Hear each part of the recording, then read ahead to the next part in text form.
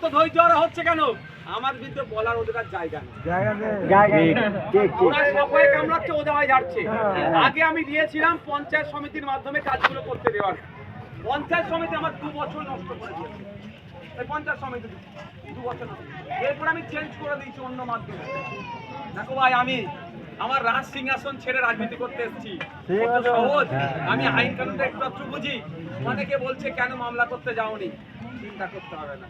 আমি আবারও বলে যাচ্ছি, 5 বছরে ভাঙড়ের একজন বিধায়ক কোটা থেকে উন্নয়নের জন্য যে টাকা খরচ করা দরকার, যদি আমি খরচ করতে না পারি, সেই টাকা ভাঙড়ের মানুষের স্বার্থে বাড়ি থেকে নিয়ে এসে আমি বিলিয়ে দেবো।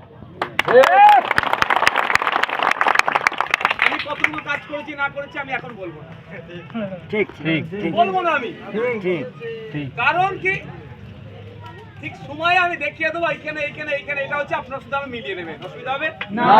আর যেটা বলছেন যে মাইকে, তাদের বাড়ি তো খামে ভরে, খাম আমাদের সিম্বল, জানেন তো আমাদের সিম্বল খাম, খামে ভরে তাদের বাড়িতেও পৌঁছে দেবো আমি। যদি এটা সম্ভব না হয়ে ওঠে, তাহলে বুথে বুথে বড় বড় ব্যানার হয় না, ব্যানার করে আমি টাঙিয়ে দেবো যে 5 বছরে কি কি করেছে।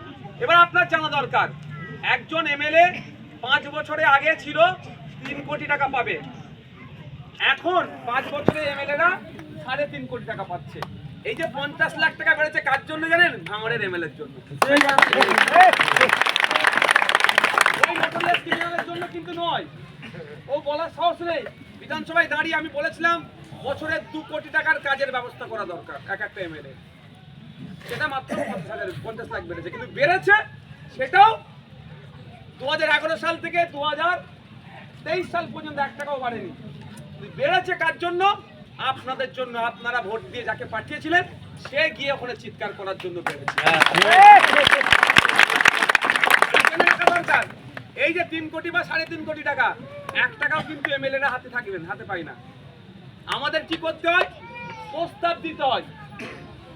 ডিস্ট্রিক্ট প্ল্যানিং অফিসার আছে, ডিস্ট্রিক্টে একটা আছে ডিপার্টমেন্ট, ডিস্ট্রিক্ট প্ল্যানিং অফিসার। ওখানে প্রস্তাব দিতে হয় যে আমার এইখানে, তোমাদের যেমন তোমাদের অঞ্চলে আছে তো, এখানে লাইটের দরকার, এখানে শ্মশানে যাই দাহ করতে, যারা যায় লাইট থাকে না, অসুবিধা হয়, এখানে লাইটের দরকার। কবরস্থানে রাত্রেবেলা অনেক দাফন খাপন হয়, এখানে একটা লাইটের দরকার। এই ধরনের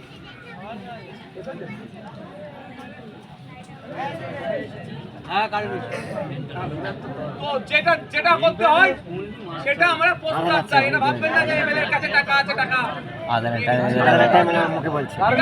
থাকলো তো নাকি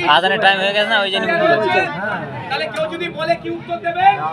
যে 5 বছর শেষ হওয়ার সাথে সাথে চিন্তা করিস না, তোদের বাড়িতেও কাগজ পৌঁছে যাবে। আর যদি না খরচ করতে পারে, ওয়াদা করে গেছে ওই টাকাটা নিয়ে এসে বাংলার মানুষে বিলি করে।